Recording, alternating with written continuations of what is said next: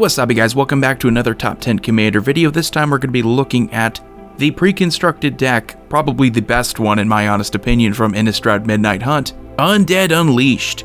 Now to clarify, this is the pre-con deck with Wilhelt the Rock Cleaver as the face commander, pretty much just your standard zombie tribal one. The secondary commander is Eloise Nephalia Sleuth, and she is a bit different than zombie tribal, so you can go in those two different directions. If you want to build more of a combo deck that takes advantage of paying 2 mana to draw a card, you could certainly find a way to do that. However, I really don't think that's the goal of this pre-con deck. So Eloise makes an interesting commander. I just think your time with this pre-con is better spent if you devote everything to zombie tribal. It's not like Coven counters where the strategy was pretty much just evenly distributed with counters, Coven, and human tribal. With this, it's pretty much a guarantee you're gonna get a ton of good zombie support, and there's also some pretty good reprints too. It's pretty much night and day. I don't want to say the other deck is awful, because it has its playability, but the reprints that you get in this deck, you get a reprint of Rooftop Storm even. I just think you have a ton of good value here in reprints and potential. If you want to upgrade this deck, this is really it.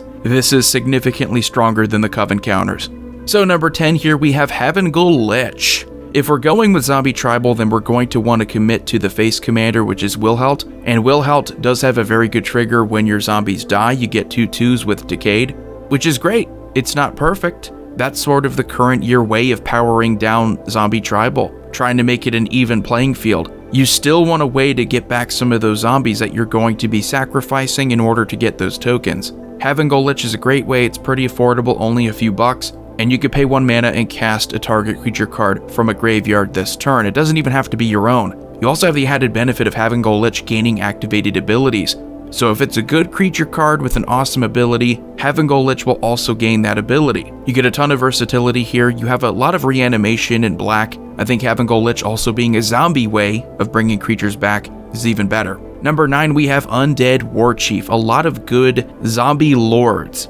So zombies you control get +2 power and +1 toughness. Zombies you play will also cost you 1 less. That right there is perfect. There are a ton of cards that give a bit of a power or toughness boost to your zombies, so you're going to obviously want to look for something a little bit more than that. But in addition to the +2 power, which is quite significant with 2/2 tokens, you also make the rest of your tribe a lot cheaper. And then number 8, we have Relentless Dead. This card is a bit more expensive. It's going to cost you around $14–15 US. But for what it does, how cheap it is, it's a great creature to get out there early on. When it dies, you could either bring it back or you can pay a certain amount of mana to bring another creature back from your graveyard to the battlefield. This is all zombie tribal, so something like this is a must-have. If you are going to be sacrificing your own zombies to get that trigger off of Wilhelt, Relentless Dead does make it a bit easier for you to get back other good creatures, use them as a sack resource, so that you could even combo if you wanted to. And then number 7, we have the Meathook Massacre. This is a new card. In my opinion, the best card from Innistrad Midnight Hunt as a whole. And I think it speaks volumes that there are still 6 other cards that I think are better upgrades for this deck, because the Meathook Massacre is brilliant for removal. -X is some of the best removal for creatures in the game. And on top of that, you also have a way of draining life. Any kind of token strategy like this, where you're likely going to get a ton of zombies, they're all expendable, so your opponents are going to lose a ton of life off of something like this. And then number 6, we have Carrion Feeder. It's a pretty cheap card, pretty easy to get, and that's really what I said in my previous upgrade video. An upgrade isn't just something that's a lot of money just to make your deck more expensive. It has to make your deck work better. And Carrion Feeder will make this deck work better. It's a zombie and a sack outlet that doesn't cost you any mana to activate. You just sack a creature and you put a +1/+1 counter on it.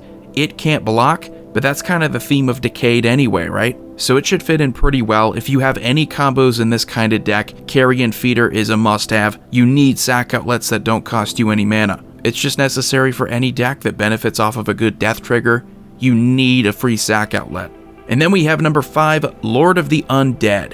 Lord of the Undead is by far probably the best zombie lord, because you're giving all of your zombies +1/+1 as usual, but you have probably the best ability on any of them. You pay 2 mana and tap it to return target zombie card from your graveyard to your hand. Just an activated ability that you could do every turn if you wanted to. This card has been ridiculous for a long time. Again, it's kind of like Relentless Dead. It's going to cost you some money, at least $10, but it's well worth it if you're going to be killing off your zombies. You want to bring them back. I think it's better than having Golich because you're able to just straight up bring it back to your hand. You have the freedom to do this on your opponent's turns too, so you can save this ability and keep up a blocker. And then number 4, we have the Scarab God. Not everything on here has to be a zombie itself, and the Scarab God might just be the best support creature for zombie tribal ever. This isn't even mentioning that it itself has been one of the best zombie tribal commanders too. But you get life gain, you get to scry. All of course, if you have a decent number of zombies, that trigger becomes powerful. You have the activated ability though, which is really the strength to the Scarab God, where you can pay 4 mana and exile any creature from any graveyard, and you create a token copy of it that's a 4/4 zombie, so it's a great way to benefit off of any creature in a graveyard. It doesn't have to be a zombie. Oh, in addition to that, the Scarab God is also very difficult to deal with. Constantly just going to go back to your hand if it dies and goes to the graveyard. And then number 3, we have Sadissi Undead Vizier. This is honestly just one of the best black cards, period. Doesn't even have to be zombie tribal, but the fact that Sadissi is also a zombie means that, yeah, you should probably include it in a deck that also benefits off of sacrifice fodder. You're going to be able to exploit, and that's really the only reason why you're playing her anyway, so that you get a demonic tutor on an ETB. Also, it helps if you're playing any kind of reanimator strategy to bring back a creature like this, as is true of any good ETB that lets you search your library for any card and you don't even have to reveal it. Sadissi's really in here for the power over just the synergy of being a zombie, but it helps that it has that going for it too. And then number 2, we have Ferexian Alter. And I guess we could also mention Ashnod's Altar, but Ferexian Alter should be in every zombie deck for one reason. We're about to talk about it too. But sacrificing a creature for colored mana is useful if you have something like Relentless Dead, because you can pay 1 black mana and bring it back to your hand. Ferexian Alter makes that possible. And you really can't go wrong with Ashnod's Altar either. It's just Ferexian Alter does work really well with zombies, and I will be able to tell you why here in just a second. But first, as an honorable mention, I should mention a Surak, because that card is pretty crazy. You don't even have to upgrade the deck too much, just throw it in and you have an infinite combo with Rooftop Storm. Just don't choose the Tomb of Annihilation, and you pretty much get to draw your entire library and get to some kind of way of winning. Pretty ridiculous. The only reason why it's not on here is because that's really the only thing that you would want to play it for. It doesn't synergize with zombies. You do have a way of getting yourself some more zombie tokens, but if you don't have any other ways of venturing into the dungeon, it just makes this rare rat kind of a waste. So number 1, we have Gravecrawler. This is it. This is the reason why Ferexian Alter is better in zombie decks, and Gravecrawler overall belongs in every zombie deck.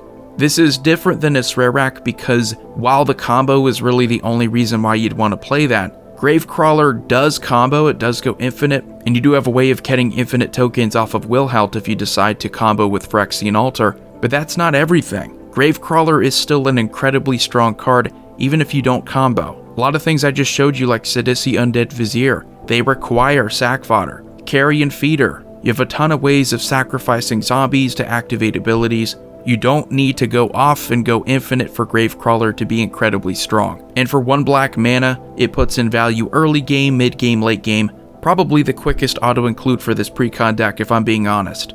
So let me know what you think about the 10 best Precon upgrades for the Undead Unleashed deck. Make sure to subscribe if you enjoyed the video. Void here signing off. I will see you all next time.